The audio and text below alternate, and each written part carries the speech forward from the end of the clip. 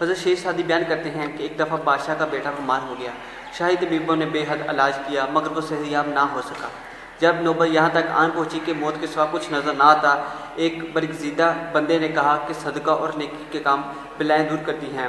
اگر ان پرندوں کو جو شاہی محل اور باغات کی زینت بڑھانے کے لیے پنجروں میں قید کیے گئے ہیں انہیں آزاد کر دیا جائے تو شہزادے کی صحت یابی کی امید ہو سکتی ہے۔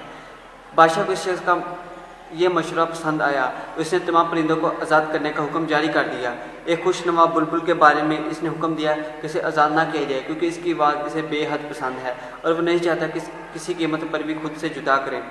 پرندوں کی آزاد ہونے کے بعد بادشاہ کے فرزند کی طبیعت بہتر ہوگی اور وہ واقعی تندرست ہو گیا۔ جب وہ غسل صحت کے بعد سیر کے لیے باغ میں پہنچا تو اس نے خوش نوا بلبل کا پنجرہ دیکھا۔